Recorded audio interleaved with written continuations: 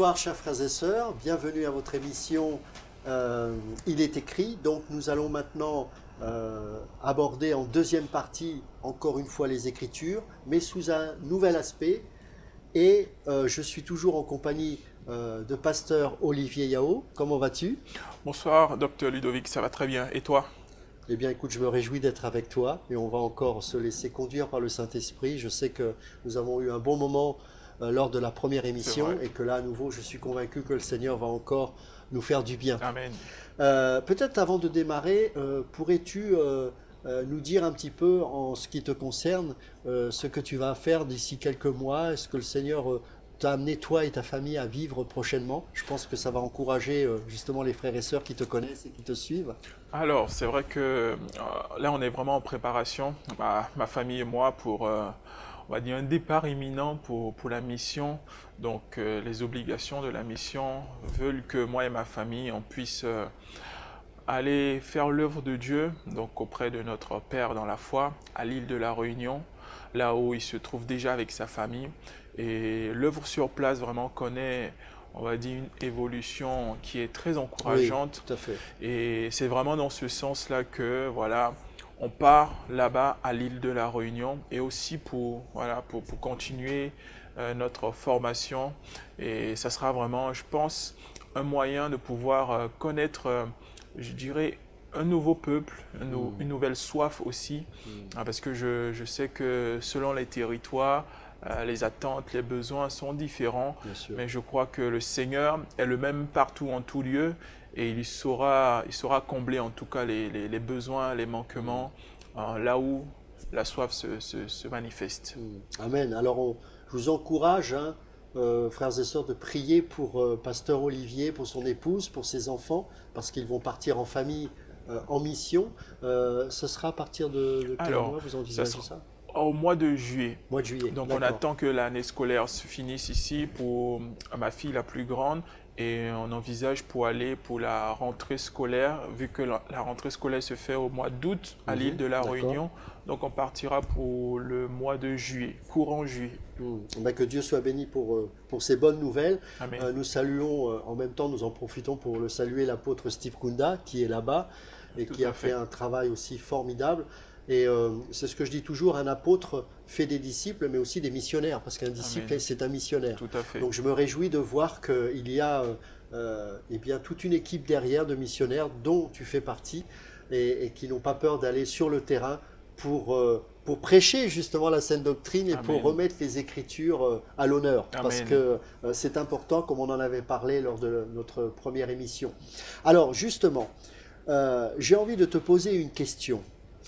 Les Écritures, c'est bien joli, mais ça révèle quoi les Écritures? Bonne question. C'est vrai que les Écritures, on en a parlé lors de notre première émission. Il est écrit, qu'est-ce que ça révèle, qu'est-ce que ça représente. En fait, les Écritures révèlent ou manifestent une personne. Et cette personne-là, il est écrit même dans le livre de Jean, c'est la personne de Jésus-Christ. La Bible dira dans Jean chapitre 1, j'aimerais le lire rapidement pour nous, Jean chapitre 1. Jean chapitre 1 et nous ferons la lecture à partir du verset 12. Jean chapitre 1, nous faisons la lecture à partir du verset 12. Mais à tous ceux qui l'ont reçu, à ceux qui croient en son nom, elle a donné le pouvoir de devenir enfants de Dieu, lesquels sont nés non du sang, ni de la volonté de la chair, ni de la volonté de l'homme, mais de Dieu. Le verset 14 qui nous intéresse le plus. Et la parole a été faite chair, et elle a habité parmi nous, pleine de grâce et de vérité, et nous avons contemplé sa gloire, une gloire comme la gloire du Fils unique venu du Père. Lorsque Amen. nous parlons des Écritures, les Écritures nous révèlent une personne, c'est la personne de Jésus-Christ. La Bible nous dit dans Jean 1, verset 14, « Et la parole a été faite chair ». Donc, les Écritures ont pris la forme humaine, les Écritures ont pris la forme de la même nature que chacun d'entre nous et elle a habité sur la terre des hommes. Et Jésus, lorsqu'il est venu sur la terre des hommes, il a pris cette forme humaine-là pour pouvoir accomplir l'œuvre de la croix, mais il est important que nous puissions comprendre au travers de ce passage-là, les Écritures révèlent, les Écritures parlent d'une personne, c'est la personne de Jésus-Christ qui a été la parole faite chair et qui a habité parmi nous. Donc si on veut comprendre, pour faire un résumé, les Écritures révèlent, manifestent une personne, c'est la personne de Jésus-Christ. D'accord. Donc, si j'ai bien compris, les Écritures, c'est pas une recette de cuisine. Non, C'est pas du tout. Voilà, si je veux savoir comment être un bon mari, peut-être j'y trouverai des conseils. Si je veux être un bon papa ou une maman attentionnée envers son enfant, bah, il suffit que je lise les Écritures. Et non, alors, ça peut peut-être servir à cela, mais le but premier de la parole, c'est de nous révéler Christ. C'est bien ça, j'ai bien compris. C'est ça. D'accord. Donc, en quoi c'est important de savoir même, par exemple, je suis chrétien depuis 10, 15, 20 ans, je sais que la parole révèle Christ, mais peut-être qu'au bout de 20 ans, c'est bon, je le sais, et que finalement, j'ai plus besoin de lire la Bible ou de connaître les Écritures, puisque j'ai compris que ça révélait Christ, maintenant je le sais, donc j'en ai plus besoin. Est-ce que c'est une bonne attitude, justement, ça? Non, c'est pas du tout une bonne attitude parce que personne ne peut se dire ou dire que il n'a plus besoin de la parole de Dieu ou il n'a plus besoin de connaître Dieu. Nous progressons dans notre connaissance de Dieu. Nous progressons dans notre connaissance de la personne de Jésus-Christ. Donc, aussi longtemps que Dieu nous donne la vie sur cette terre, le souffle de vie, nous progressons dans cette connaissance-là. Donc, en aucun cas, même avec une ancienneté de 10 ans de vie chrétienne, de 20 ans de vie chrétienne, on ne peut pas arriver à un point ou à un stade se disant « je n'ai plus besoin de lire les Écritures parce que je connais, je sais assez de qui est Jésus-Christ ». Le Seigneur nous appelle à chaque jour à tendre vers lui. Donc, à chaque fois que nous lisons les Écritures, c'est un apport nouveau que Dieu nous apporte. Donc, le fait d'arrêter de lire la parole de Dieu, c'est se priver tout simplement de la grâce de Dieu, c'est de se priver de cette progression chaque jour vers le Seigneur. Et je dirais à toute personne qui a ce raisonnement-là, c'est vraiment être dans l'erreur. Être dans l'erreur de se dire que je n'ai plus besoin de la Bible, je sais tout ce dont j'ai besoin pour marcher avec le Seigneur. Non, en aucun cas, un enfant de Dieu, une personne doit se dire ça. Nous devons avoir vraiment en tête, nous devons être conscients que la parole de Dieu doit nous accompagner tous les jours.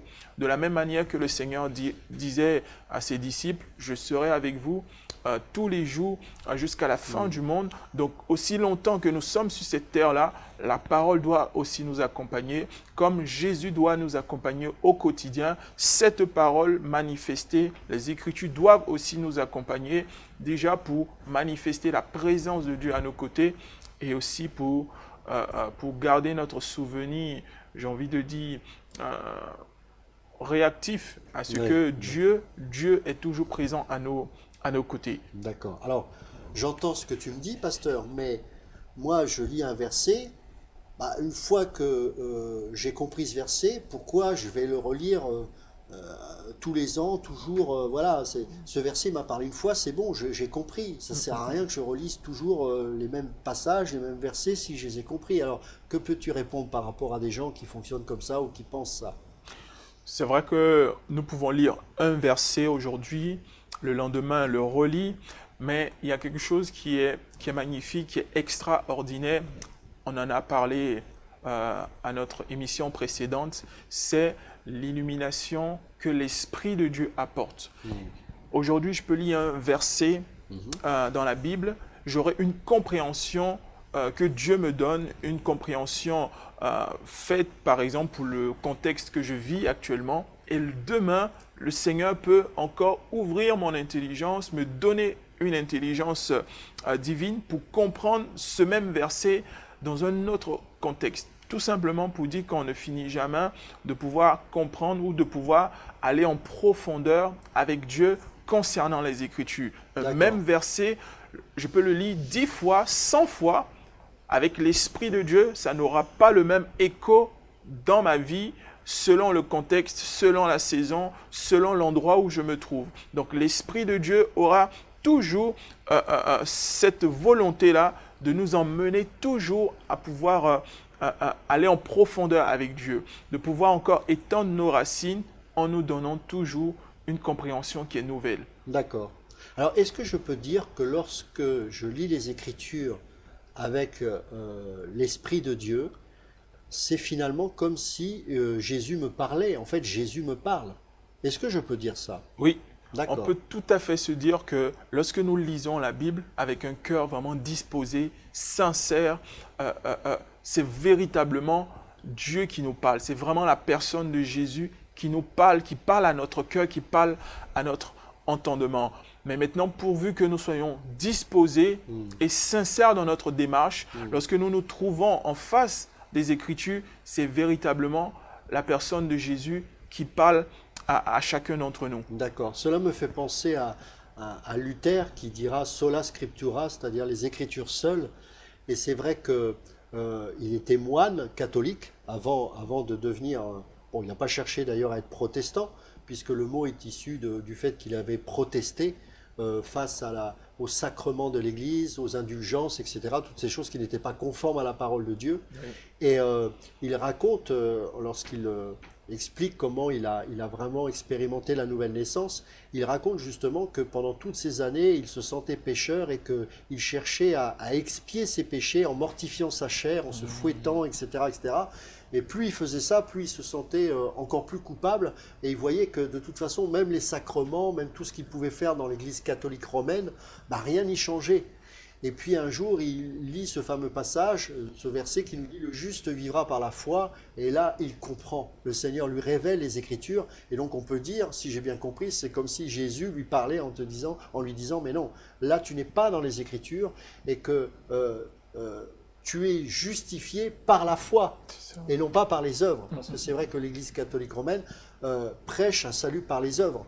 Et donc du coup, ça va illuminer sa vie et il va comprendre que Christ l'aime indépendamment de ses œuvres. Amen. Et qu'il n'a simplement qu'à mettre sa foi en lui pour qu'il puisse expérimenter cette nouvelle naissance. Amen. Donc ça, c'est formidable. Et tu me fais penser, quand tu me parles de ce Jésus dans les Écritures, ça me fait penser à Luc chapitre 24. J'aime beaucoup ce passage, je le cite souvent parce que en fait, je crois qu'on a toute la définition des Écritures là-dedans. Donc Luc chapitre 24, et voilà, on va prendre, donc c'est le fameux passage où Jésus va à la rencontre des fameux disciples sur le chemin d'Emmaüs. Donc on va lire à partir du verset 13, Luc chapitre 24, verset 13. Et voici, ce même jour, 2 disciples allaient à un village nommé Emmaüs, éloigné de Jérusalem de 60 stades. Alors le Seigneur leur avait demandé de rester à Jérusalem, aux disciples, et ces 2 disciples-là, voyant que Jésus est mort, ils n'avaient pas compris qu'il devait passer par la mort pour ressusciter. Ils étaient en train de quitter Jérusalem et de s'orienter vers le chemin de la dépression, vers la ville de la froideur, de la tristesse, pensant qu'il était réellement mort et dans le tombeau finalement. Oui. Et donc ils s'orientent vers Emmaüs et ils s'entretenaient de tout, verset 14, de tout ce qui s'était passé.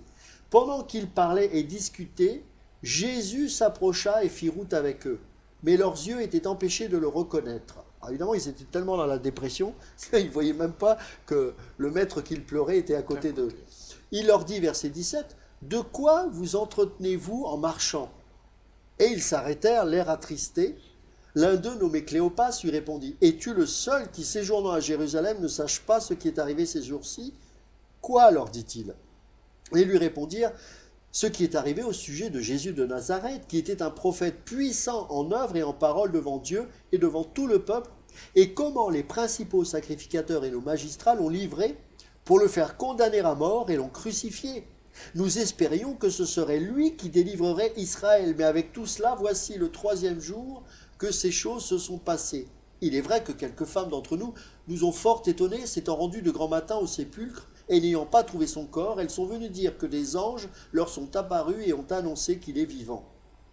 Quelques-uns de ceux qui étaient avec nous sont allés au sépulcre, et ils ont trouvé les choses comme les femmes l'avaient dit, mais lui, ils ne l'ont point vu. Donc ils ont reconnu le fait qu'il n'est plus dans le tombeau, mais malgré cela, il restait dans la dépression, les empêchant ainsi de voir que Jésus marchait à leur côté.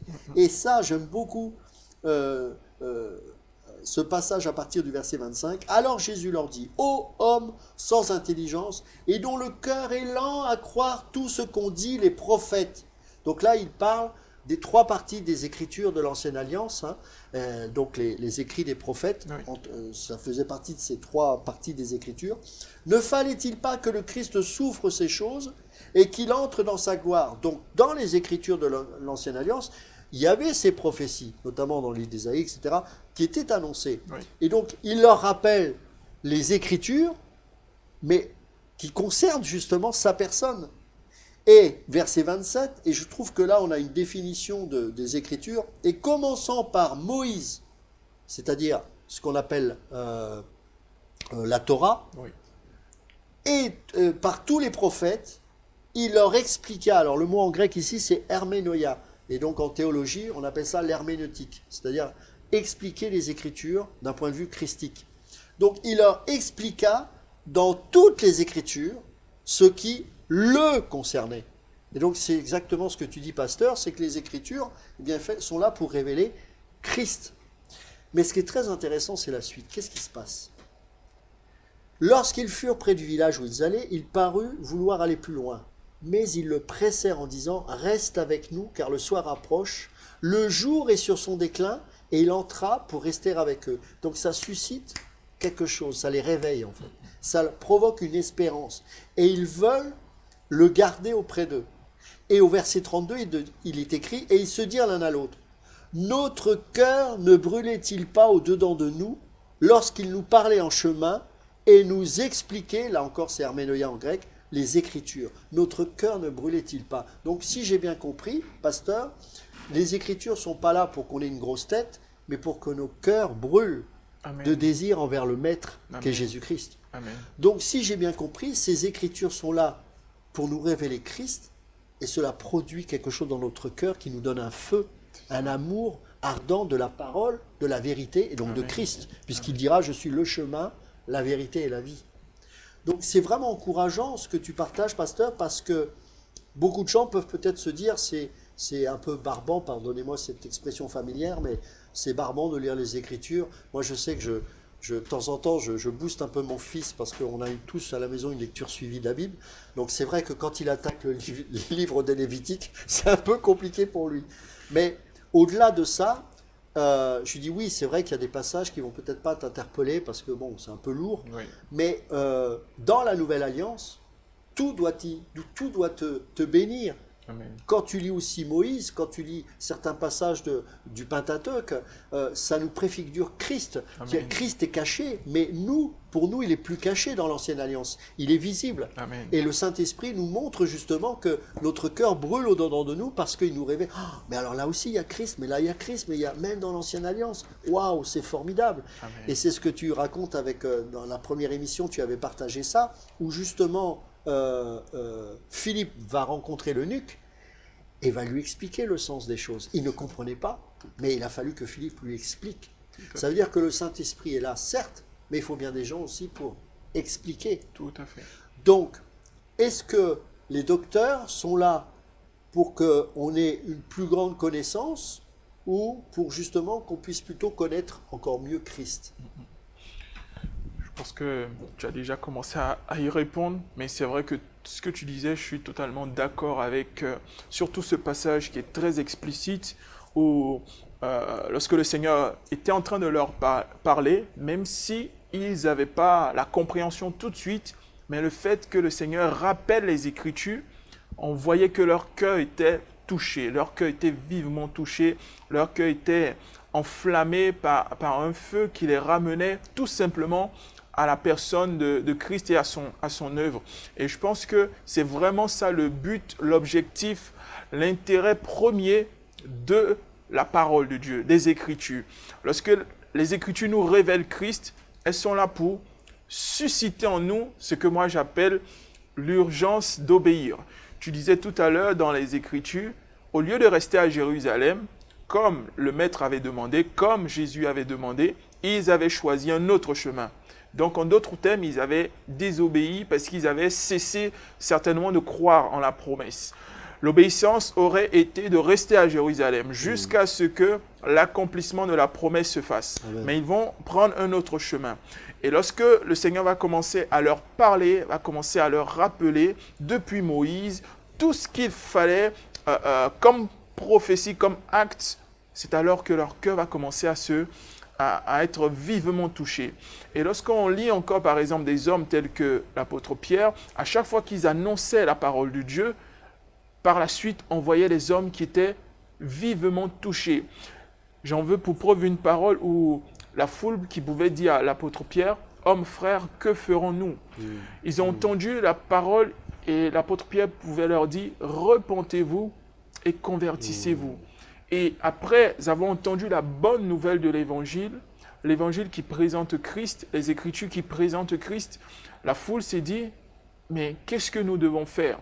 Ils étaient dans cette urgence-là, le cœur vivement touché de se poser la question à savoir, qu'est-ce que nous devons faire maintenant pour nous conformer à ce que nous avons entendu, pour nous conformer à cette personne qui nous a été présentée par la personne de Jésus-Christ. Et je crois qu'à chaque fois que la parole de Dieu est présentée, à chaque fois que Jésus est présenté à une personne, elle a pour objectif, ou encore cette annonciation, cette présentation de Christ a pour objectif de susciter en nous, de remplir nos cœurs de ce désir de nous conformer à sa parole. Et cela représente, se manifeste comme un feu dans nos cœurs pour pouvoir nous emmener parfois à abandonner certaines choses, à nous séparer de certaines habitudes, mauvaises habitudes, pour pouvoir nous conformer, pour pouvoir revenir à Dieu. Mais c'est vrai que la parole de Dieu a pour cible premier le cœur de l'homme. C'est vraiment ce que nous devons comprendre. Lorsque la parole nous est donnée, ou même quand nous la lisons, la méditons, c'est premièrement pour notre cœur. Non pas pour cibler un frère, ou une sœur, ou même notre époux, notre épouse. C'est véritablement d'abord en premier pour nous, pour notre cœur premièrement. Et ensuite, cela réjaillira, comme c'est de l'abondance du cœur que la bouche parle. Donc, premièrement, notre cœur, et par la suite, ce cœur-là va déborder maintenant de cette parole, de cette écriture, de cette personne qui est Jésus-Christ. Mais si nous la lisons, si nous la recevons uniquement que pour les autres, alors cette parole n'aura pas d'impact, n'aura pas d'influence dans notre vie. Donc, je pense que nous devons comprendre que la parole de Dieu nous révèle Christ, et cette parole, ces écritures-là, sont là pour vraiment nous emmener à être remplis de ce feu pour que nos vies soient conformes à la parole et à la volonté de Dieu. Waouh! Waouh! Donc, si j'ai bien compris, si je veux être un bon mari, si je veux être un bon témoignage, si je veux être un bon papa, si je veux, je ne sais pas moi, porter du fruit, etc., en fait, il suffit de découvrir Christ dans les Écritures. Tout à fait. Donc c'est formidable, mes amis, parce que ça veut dire que la Bible n'est pas un livre de recettes de cuisine, mais quand Christ se révèle dans les Écritures, ça change nos vies, ça fait une transformation de mentalité, une métamorphose selon Romains 12, 1 et 2. Soyez transformés par le renouvellement de votre intelligence, effectivement. Amen. Et plus on va découvrir Christ, plus ça va porter du fruit dans nos vies. Alors ça, c'est formidable. Ça montre que ce livre est révolutionnaire, parce que de tous les livres qui existent sur cette terre, soit vous avez des livres qui nous parlent d'une religion, et à chaque fois la religion va vous dire comment faire pour être ceci ou cela, ou alors ça va être des livres intellectuels, des livres de méthode aussi, parce que les gens du monde ont aussi des solutions pour essayer de changer ici-bas. Bon, moi j'ai donné à une époque, ça n'a jamais rien changé dans ma vie. Mais nous, on ne parle pas d'une méthode, mais d'une personne. Et c'est cette personne qui change nos vies. Amen. Et ça, c'est formidable. Alors, nous allons poursuivre après une page de publicité. À tout de suite.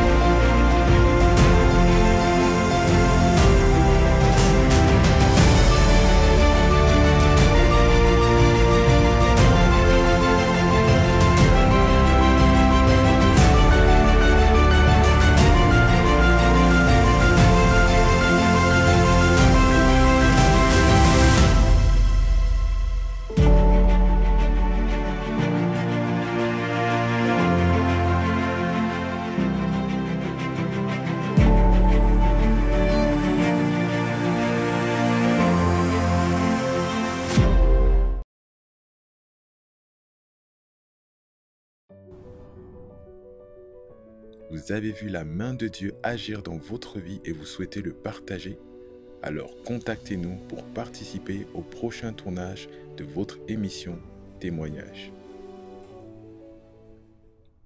Alors nous reprenons l'émission après cette courte page de publicité. Donc nous parlions de l'intérêt, de l'importance des Écritures. Nous échangions avec le pasteur Olivier Yao sur notamment Luc chapitre 24, où il est bien précisé que justement Jésus lui-même expliquait sa personne dans les Écritures. Alors, pour continuer dans cette thématique, je voudrais lire justement le verset 44 de Luc chapitre 24, où il est dit « Puis il leur dit, c'est là ce que je vous disais lorsque j'étais encore avec vous, qu'il fallait que s'accomplisse tout ce qui est écrit de moi dans la loi de Moïse, dans les prophètes et dans les psaumes. » Donc, je rappelle que la loi de Moïse, qui est la Torah ou le Pentateuque pour nous, les prophètes et les psaumes, c'est ce qu'on appelle le Tanakh chez les Juifs. Et donc l'Ancien Testament en gros. Et il dit au verset 45, « Alors il leur ouvrit l'esprit afin qu'ils comprennent les Écritures. » Donc pasteur, si j'ai bien compris, sans l'esprit, on ne peut pas comprendre les Écritures. Tout à fait. Je suis d'avis avec cette, je ne sais pas si c'est une affirmation, mais c'est vrai que pour comprendre la volonté, pour comprendre la pensée de Dieu qui est révélée dans les Écritures, il y a besoin que l'Esprit de Dieu nous donne de comprendre, c'est-à-dire ouvre notre entendement, notre intelligence. Sans cela, nous aurons une lecture très littérale qui est bien, mais ça n'ira pas plus loin, ça n'ira pas en profondeur.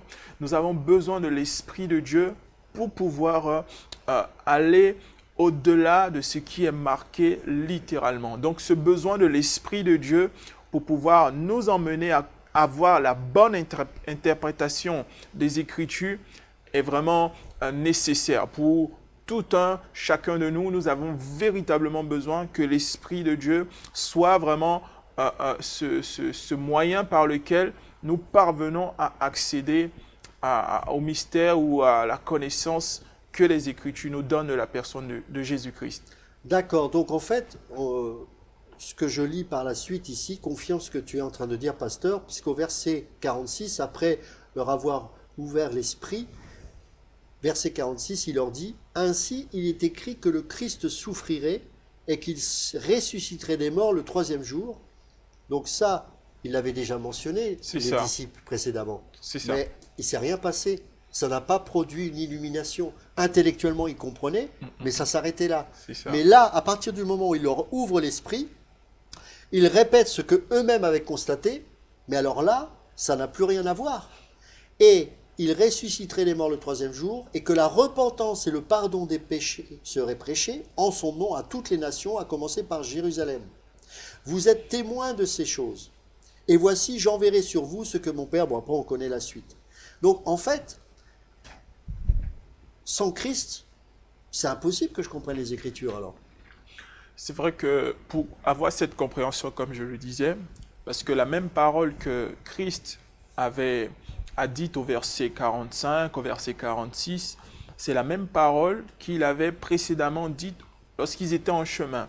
Ils étaient en chemin, le Seigneur parlait aux disciples, mais à aucun moment ils avaient la révélation, et à aucun moment cette révélation leur avait permis de pouvoir comprendre que, en étant loin de Jérusalem, ils étaient dans l'erreur, ils étaient en train de fuir l'appel de Dieu. C'est seulement une fois, au verset 45, on nous dit « Alors il leur ouvrit l'intelligence » pour entendre les Écritures. En d'autres termes, pour comprendre les Écritures. Donc, nous pouvons vraiment lire la parole de Dieu sans véritablement accéder à l'interprétation qu'il faut ou encore qui correspond selon Dieu. Nous avons besoin de l'Esprit de Dieu qui viendra, comme le Seigneur a dit à ses disciples dans le livre de Jean, « Je vous enverrai l'Esprit » et c'est l'Esprit de Dieu qui nous conduira dans toute la vérité. D'accord. Et cette vérité qui est Jésus-Christ, le Seigneur, qui est le chemin, la vérité et la vie, nous avons besoin de l'Esprit pour pouvoir être conduits dans cette vérité qui est exprimée dans les Écritures. Sans l'Esprit de Dieu, c'est comme si on se retrouve en face d'un mur. On lira la parole, on la lira, mais il n'y aura pas de percée. Il n'y aura pas vraiment de compréhension qui pourra engendrer par la suite l'obéissance. Il y a vraiment un besoin que l'Esprit vienne ouvrir notre intelligence, illuminer les yeux de notre cœur pour pouvoir maintenant ensuite comprendre et ensuite obéir à la parole de Dieu. D'accord. Waouh. Alors, ça c'est bien joli.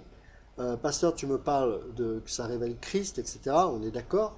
Mais dans mon quotidien, est-ce que cette parole m'est utile face à une situation peut-être dans laquelle je me trouve qui est difficile, délicate?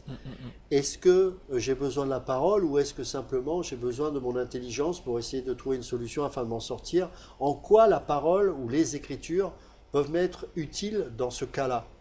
D'accord. Je dirais déjà, d'ores et déjà pour commencer, la parole, elle est utile en tout, dans la vie de l'homme, dans tous les domaines de la vie de l'homme.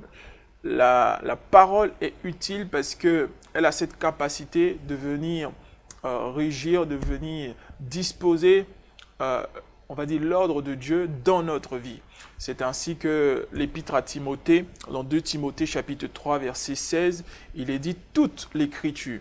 Toute l'Écriture est inspirée de Dieu et utile pour enseigner, pour corriger, pour encourager, exhorter. Donc on peut se trouver dans des situations difficiles, la parole restera toujours utile. On peut se trouver dans des moments de joie, de paix, la parole reste toujours utile. Peu importe la situation, peu importe, la parole de Dieu demeure toujours utile. Ce qu'il nous faut comprendre, c'est que la parole pour nous, dans Éphésiens, j'aimerais le lire rapidement avant de répondre à la question. Éphésiens chapitre 6.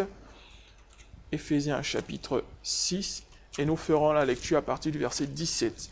Éphésiens chapitre 6, à partir du verset 17. Alors, la parole de Dieu nous dit ceci. Éphésiens chapitre 6, à partir du verset 17. Prenez aussi le casque du salut et l'épée de l'esprit qui est la parole de Dieu, priant par toutes sortes de prières et de supplications en tout temps par l'Esprit, et veillant à cela avec toute persévérance et des supplications pour tous les saints. Le verset 18, il dira « Priant par toutes sortes de prières et de supplications en tout temps par l'Esprit, et veillant à cela avec toute persévérance. » Et verset 17, il dira encore « Prenez aussi le casque du salut et l'épée de l'Esprit qui est la parole de Dieu. » Donc la parole de Dieu ici est représentée par une épée. L'épée de l'Esprit qui est la parole de Dieu. Donc la parole de Dieu ou encore les Écritures qui révèlent Christ, pour nous c'est comme, ou je dirais même c'est pas comme, c'est vraiment une arme pour pouvoir se défendre. Même dans les temps difficiles, même dans des moments compliqués, la parole de Dieu est là pour pouvoir nous permettre de nous défendre, pour pouvoir faire face à l'ennemi, pour pouvoir vraiment faire face aux situations les plus compliquées, dans le mauvais jour, comme la Bible le dit. C'est vraiment dans ces moments-là encore que la parole se révèle utile dans tous nos combats. Et je tiens vraiment à nous, à ceux qui suivent, à dire tout simplement que la parole est utile dans tous les domaines de notre vie. Amen. Dans tous les domaines de notre vie, il suffit de pouvoir s'accaparer de cette parole-là, ajouter foi à cette parole-là, et Dieu se glorifiera au travers de cette parole-là. Wow.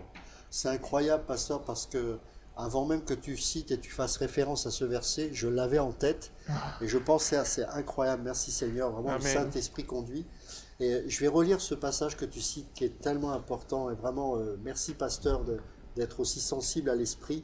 Verset 17, prenez aussi le casque du salut et l'épée de l'Esprit qui est la parole de Dieu. Alors déjà la première chose c'est que là ici on voit qu'on n'arrive pas à séparer l'épée de l'Esprit et la parole de Dieu. C'est grammaticalement c'est pas possible quoi. C'est intimement lié l'Esprit et la parole de Dieu. C'est-à-dire que l'esprit sans la parole, c'est pas l'esprit, et la parole sans l'esprit, c'est pas la parole. Amen. Et ici, ce qui est très fort, c'est que l'épée ici en grec, c'est machera. Et machera, c'est pas une épée en fait, c'est un poignard. Et donc là, ça nous parle justement par rapport à la question que je te posais, pasteur, et que tu disais que oui, effectivement, on a besoin dans notre quotidien de la parole de Dieu. C'est qu'ici, c'est le terme ou l'épée ou le poignard qui est utilisé par l'armée romaine lorsqu'ils n'ont plus d'armes, lorsqu'ils n'ont plus la grande épée, lorsqu'ils n'ont plus le bouclier et qu'ils sont au combat au corps à corps. Et là, ils ont besoin de ce poignard-là. Parce que là, ils sont dans le combat corps à corps. Il n'y a pas la distance avec l'ennemi. Ils sont en train de se battre tous les deux. Et donc là, la seule arme qu'il peut utiliser pour vaincre son ennemi qui est en face, c'est le poignard. Et là, c'est lié à la parole de Dieu. Mais le mot ici pour parole, ce n'est pas logos, c'est rhéma. Ça veut dire qu'à chaque fois que le mot machera, poignard, est cité avec la parole, c'est toujours avec la parole rhéma. C'est-à-dire que si je veux une révélation de la parole maintenant pour ma situation particulière, parce que j'ai besoin dans cette situation dans laquelle je me trouve de cette parole de Dieu, eh bien c'est la parole rhéma qui nous parle d'une révélation par rapport à cette situation dans laquelle je me trouve. Amen. Et qui est cette arme offensive, qui est à dire ce combat au corps à corps avec ce poignard qui est machera. Et l'autre mot qui est utilisé dans l'épée, c'est dans Apocalypse chapitre 19 au verset 15. Là encore, c'est très intéressant, parce que dans Apocalypse chapitre 19, au verset 15, il est écrit ceci, de sa bouche, donc là c'est la bouche de Jésus, du Christ, de sa bouche sortait une épée pour frapper les nations, etc., etc. Sortait une épée ici. Le mot épée ici, c'est pas machera, c'est ronphaya. C'est-à-dire, c'est l'autre arme qu'utilisait le soldat romain, qui est la longue épée. Et là, ici, c'est le logos qui apparaît. C'est Jésus en tant que logos. Il est la parole. Amen. La parole dans le sens général du terme. Donc, on a besoin effectivement de la parole générale, le logos. Cette épée est utile pour le combat, on va dire, général, et qui fait que j'ai besoin de connaître les aspects de Christ. La doctrine, c'est ça. Qu'est-ce que Dieu pense au sujet de ça, de ça, de ça, et ça. Oui. Mais j'ai aussi besoin du rhéma, en rapport avec la petite épée, le machera, le poignard, pour le combat ici rapproché, mon combat de tous les jours. Là, j'ai besoin, là, aujourd'hui, dans une situation dans laquelle je suis confronté, d'un rhéma, d'une parole qui va illuminer les yeux de mon cœur pour que je puisse faire face à cette situation. Amen. Donc, c'est incroyable comment le Saint-Esprit t'a conduit à cela, parce qu'on voit bien qu'effectivement, donc Dieu nous donne la réponse que la parole, elle est une arme générale pour connaître tous les aspects de Christ, mais aussi pour notre quotidien, face à une situation particulière, j'ai besoin d'une réponse de Dieu. Et là encore, c'est dans les Écritures qu'on trouve cela. Amen. Amen. Et c'est pour ça qu'effectivement, nous vous encourageons, frères et sœurs, à vraiment pencher vos regards sur la parole de Dieu. Dans les Écritures, il y a tout. Bien sûr, Dieu peut parler de différentes manières. Il peut nous parler au travers des circonstances, au travers de la nature, au travers... Mais là où l'enfant de Dieu reçoit une révélation particulière, c'est dans la parole de Dieu. Amen. Et il est bien précisé dans Matthieu chapitre 4, moi j'aime bien ce verset parce que c'est le 4-4. Tu sais, pasteur, le tout-terrain, le 4-4. Donc Matthieu chapitre 4, verset 4, il est écrit « L'homme ne vivra pas de pain seulement, mais de toute parole qui sort de la bouche de Dieu. » Et là encore, c'est rhéma. Amen. Pourquoi? Parce qu'il est confronté à l'ennemi, en fait, au diable, qui lui-même utilise la parole. Mais sauf que la parole ici qu'il utilise n'est pas inspirée. Tout à fait. Donc si je comprends bien, ça veut dire que l'ennemi peut utiliser la parole. Alors qu'est-ce qui fait la différence lorsque l'ennemi utilise la parole et moi qui l'utilise? Pasteur, c'est quoi là, finalement la différence? Qu'est-ce qui fait que lui peut utiliser la parole et pour moi, le diable, il ne peut pas utiliser la parole. Comment se fait-il qu'il utilise la parole et que moi aussi, je peux l'utiliser? Qu'est-ce qui fera la différence, en fait? Je pense que la différence, c'est l'esprit. L'esprit fera la différence. Et je pense aussi le but recherché, l'objectif que chacun cherche à atteindre. L'ennemi peut se servir de la parole, mais en réalité, quel est le but qu'il recherche? Quel est l'objectif qu'il cherche à atteindre en utilisant cette parole ou cette portion des Écritures? L'ennemi aura toujours un seul mandat. Le voleur ne vient que pour dérober, égorger et détruire. Donc l'ennemi, même s'il te prend une portion des Écritures, c'est pour te sortir du plan de Dieu. C'est pour te faire désobéir. C'est pour te faire sortir du chemin que Dieu a tracé pour toi. Wow. Donc je pense que Dieu nous emmène toujours par son esprit de chercher toujours la finalité. Même si la Bible est claire, le diable même se déguise en ange de lumière. Donc, il peut prendre la forme d'ange de lumière, mais en réalité, la finalité, c'est de nous induire en erreur, c'est de nous induire à l'égarement, à la perdition. Et si on n'a pas le Saint-Esprit, l'Esprit de Dieu, pour ouvrir l'intelligence, pour discerner, pour comprendre, pour chercher à voir le but qu'il cherche à atteindre, la finalité qu'il cherche à atteindre, là, on sort du plan de Dieu. Et comme tu as pris cet exemple de Matthieu 4,4, où le Seigneur aussi a fait face à l'ennemi. L'ennemi qui faisait référence à certaines parties de l'Écriture, mais la finalité était quoi? C'était que Jésus, notre Seigneur, puisse abandonner tout simplement j'ai envie de dire, la gloire qu'il avait pour céder à la gloire du diable, tout simplement. Il lui avait dit, si tu es véritablement le Fils de Dieu, alors ordonne.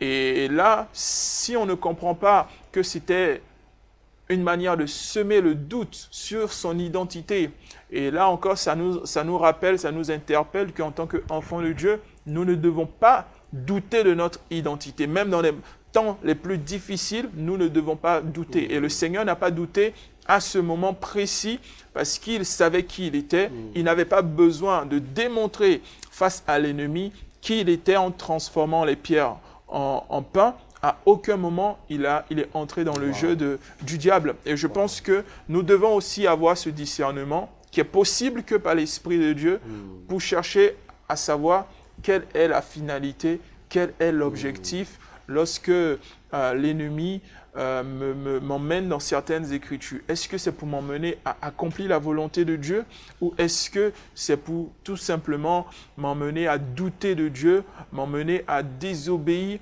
à la volonté de Dieu, m'emmener à être idolâtre de certaines choses autres que Dieu? Parfois, ça peut être la bénédiction qu'on finit par idolâtrer. Parfois, c'est tout ce que Dieu nous donne qu'on finit par idolâtrer. Et l'ennemi le sait et il sait s'en jouer de ça pour pouvoir nous faire sortir. Et ce que je peux dire vraiment à chacun d'entre nous, c'est qu'est-ce que l'Écriture me donne ou encore qu'est-ce que la personne, l'ennemi, m'emmène à atteindre. Lorsqu'il me donne cette parole, lorsqu'il me donne cette parole littérale, qu'est-ce qui m'emmène à atteindre comme objectif? Waouh. C'est vraiment fort parce que c'est là où on voit que bien sûr nous avons des combats, chers frères et sœurs, et ce que nous explique Pasteur Olivier, c'est que justement cette arme, nous avons intérêt à l'utiliser tous les jours de notre vie. Et d'ailleurs, on voit bien dans Matthieu chapitre 4 que Jésus est dans un combat et que l'ennemi, lui aussi, il utilise la parole. Et maintenant, il y a parole et parole. Et là, on voit bien qu'il utilise non pas le ronfaillage, Jésus, mais le machera. Il est dans un combat, là, au corps à corps avec l'ennemi. Et c'est l'esprit qui l'a emmené dans ce désert. Donc c'était un combat voulu, parce que là où l'homme, le premier Adam, a échoué, il fallait que Jésus restaure ces choses-là que nous avions perdues. Et donc, effectivement, la parole de Dieu, mes frères et sœurs,